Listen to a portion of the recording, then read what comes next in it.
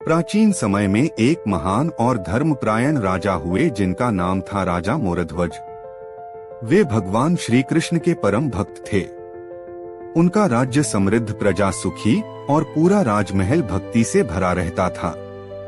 उनकी पत्नी और पुत्र भी अत्यंत धार्मिक थे। उनके पुत्र का नाम था ताम्रध्वज। एक बार अर्जुन को अपने ऊपर बड़ा गर्व हो गया।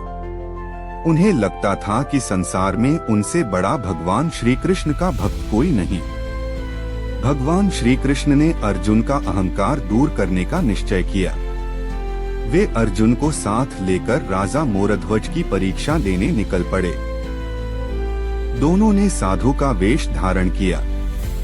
वे राजा मोरध्वज के महल पहुँचे। राजा ने दोनों साधुओं का अत्यंत आदर सत्कार किया। तब श्री कृष्ण ने कहा, राजन, हमारे साथ एक सिंह है। वह बहुत भूखा है। यदि उसे भोजन नहीं मिला तो वह हमें खा जाएगा। राजा ने विनम्रता से पूछा, महाराज, मैं क्या सेवा कर सकता हूँ? साधु बने श्री कृष्ण बोले, सिंह केवल आपके पुत्र ताम्रध्वज का मांस ही खाएगा, और शर्त यह है कि आप और आपकी रानी स्वयं अपने पुत्र को आरे से काटकर उसका मांस सिंह को दें। यह सुनकर पूरा राजमहल स्तब्ध रह गया। लेकिन राजा मोरध्वज के चेहरे पर विचलन नहीं आया। उन्होंने इसे भगवान की इच्छा मान लिया।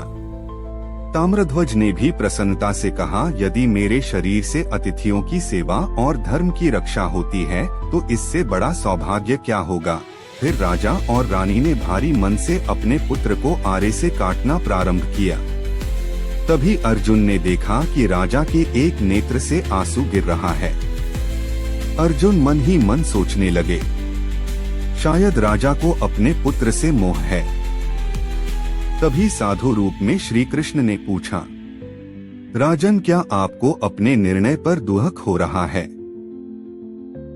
राजा मोरध्वज बोले, नहीं प्रभु, दुहक इस बात का है कि मेरा एक ही पुत्र है। काश मेरे और पुत्र होते तो मैं आपकी सेवा में उन्हें भी अर्पित कर देता। यह सुनते ही भगवान श्री कृष्ण अपने वास्तविक दिव्य रूप में प्रकट हो गए। उनके साथ अर्जुन भी अपने वास्तविक रूप में आ गए। राजा, रानी और ताम्रध्वज भगवान के चरणों में गिर पड़े। श्री कृष्ण ने प्रसन्न होकर कहा, राजन, आपकी भक्ति, त्याग और धर्म पालन अतुलनीय है।